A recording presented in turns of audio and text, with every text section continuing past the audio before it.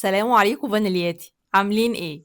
النهارده ان شاء الله هنكسر مع بعض القاعدة وهعلمك ازاي ب10 جنيه بس وبألوان مصرية تطلعي اللون الفوشيا الملعلع، اللون النبيتي، اللون البرجندي اللي طالع ترند. لانه مش طبيعي بصراحة ان احنا ندفع 300 جنيه في علبة ألوان مستوردة. وفري فلوسك بقى وتعالي مع بعض نشوف هنطلع الألوان دي مع بعض ازاي. اما بقى بالنسبه للفانيليات اللي لسه عايزين يعرفوا تفاصيل اكتر عن كورس ورد كريمه الكب كيك اللي انا بقدمه، او لسه مش عارفه ازاي تسعري منتجاتك وتحسبي تكلفتك وربحك، سايبالك تحت في صندوق الوصف لينك الواتساب للتواصل معايا. يلا بينا نبتدي. معايا هنا اول حاجه كريمه عاديه جدا شانتيه المتحده هايبر شويه صغير، ومعايا لونين. معايا لون فوشيا ومعايا لون اورنج. الالوان اللي انا بستخدمها هي الوان ماركه ماجيك. تقدري تستخدمي اي ماركه تانية انت بتحبيها، مفيش اي مشكله. حطيت شويه هنا من اللون الفوشيا. طبعا اللون في البدايه بيبقى فاتح معاكي الى حد كبير قوي، مدي على بامبا، لسه اصلا ما قلبش معايا لون فوشيا. فلسه هزود له فوشيا لان هو كده اصلا مش فوشيا. حطيت انا لون فوشيا كمان نقطتين حلوين كده، وبعدين هنزل باللون الاورنج. طيب ليه اللون الاورنج، او ليه حطيت فوشيا مع شعره كده من الاورنج؟ عشان انا عايزه اخد فوشيا غامق. يعني ايه فوشيا غامق؟ يعني فوشيا مايل للون الكشمير، تمام، لكن اغمق درجه في الكشمير. لسه مش دي الدرجه اللي انا عايزاها. فهحط فوشيا كمان، بس خلاص هبطل بقى احط اورنج. لو حطيت اورنج هياخدهولي في حته تانية، لا انا هحط فوشيا في الاخر عشان بس اعزز الدرجه. بصي بقى الدرجه قلبت معايا، بقت فوشيا غامقه ممتازه. هجيبها على جنب وتعالي بقى نروح للون الرخم الرخم بجد، اللي مش موجود خالص في اي لون من الالوان المصريه، اللي هو الفوشيا الملعلع المطرقع اللي دايما بنشوفه في تورتات الاجانب ومش عارفين ازاي عاملينه.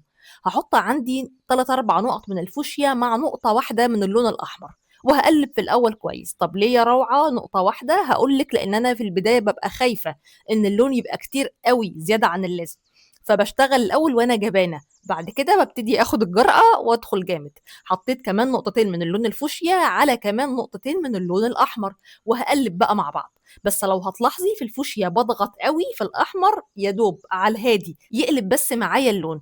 هتبتدي تشوفي ان اللون ابتدى يفوق معايا.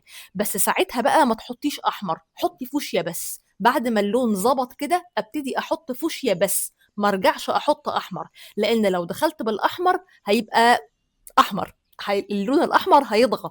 انما دلوقتي بقى فوشيا ملعلع وفوشيا مطفي. دول درجتين من الدرجات الرخمه اللي احنا بنلاقيهم صعبين شويه في الالوان. طب ايه بقى الدرجات الارخم منها؟ اقول لك يا ستي، البرجندي اللي طالع لنا في المقدر جديد ده، واللون النبيتي. هبتدي بالبرجندي. البرجندي انا حطيت احمر واسود. البرجندي عبارة عن إيه؟ عبارة عن لون نبيتي بتنجاني من الآخر، تمام؟ بلا برجندي بلا حكاية، هو اسمه نبيتي بتنجاني. فأنا حطيت نقطتين من اللون الأحمر على نقطة من اللون الأسود. وعلى فكرة الأحمر اللي معايا ما كانش سوبر ريد، كان أحمر عادي، فاللي هو قشطة يعني شغال. هقلب كويس كويس، هيبتدي يدي معايا لون أحمر غامق أو نبيتي شوية، بس لسه ده مش برجندي ولا لسه يقرب له يعني. وبعدين هعمل ايه؟ هدخل كمان شويه باللون الاحمر، هحط نقطتين كمان من اللون الاحمر وهبتدي اقلب كويس. مش هتحطي اسود يا روعه، اقول لك استني عليا شويه. هقلب كويس كويس كويس كويس، هيبتدي يظبط معايا الدرجه. هبتدي احس ان الدرجه دي مديه على نبيتي. بس النبيتي ده مش نبيتي طوبي، لا النبيتي ده داخل ناحيه النبيتي البتنجاني او البرجندي. تمام تمام.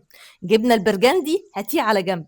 تعالي بقى اما نجيب النبيتي الطوبي او النبيتي الطبيعي اللي احنا عارفينه. هجيبه بالايه؟ هجيبه بالبني، يعني هحط احمر مع بني وهقلب كويس.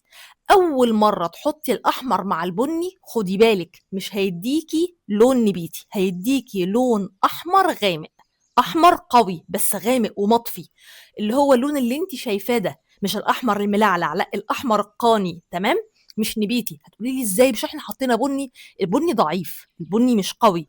محتاجين عشان نجيب النبيتي نحط بني زياده. فحطيت بني زياده لسه ما ظبطش معايا، حطيت احمر وبني كمان وابتديت اقلب بقى.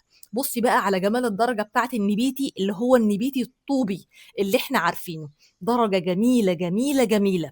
اول حاجه حطينا الفوشيا المطفي، وبعدين حطينا الفوشيا الملعلع، وبعدين حطينا الطوبي، وبعدين حطينا البرجندي اللي هو النبيتي البتنجاني. بصي بقى الدرجات لما اتحطت جنب بعض وبضدها تعرف الاشياء، فعلا لما اتحطوا جنب بعض اللون ظهر. في بقى سؤال عظيم جدا هيتسأل اللي هو يا روعة احنا هنحط الالوان دي تمام بس اللون بيمرر وبيبقى قوي قوي وساعات بنحس بطعم غريب في الكريمة، ده حقيقي. فبنعمل ايه؟ بنحط نكهة تعلى على نكهة الحاجة الممررة دي وتبقى نكهة قوية. من احلى النكهات اللي انا جربتها هي نكهة الكابتشينو، البودرة بتاعت الكابتشينو نكهة قوية وحلوة قوي، بتقضي على المرارة وبتقلب الكريمة لريحة وطعم كابتشينو صافي. فبالنسبة لي كانت مرضية قوي، جربيها وإن شاء الله هتعجبك. أنا كده خلصت الحمد لله رب العالمين. اوعي تنسي إن إحنا مقاطعين وهنفضل مقاطعين. ادعي لإخواتك ربنا ييسر لكم الأمر كله ويحسن ما بين إيديكم، صباحكم دايما زي الفل.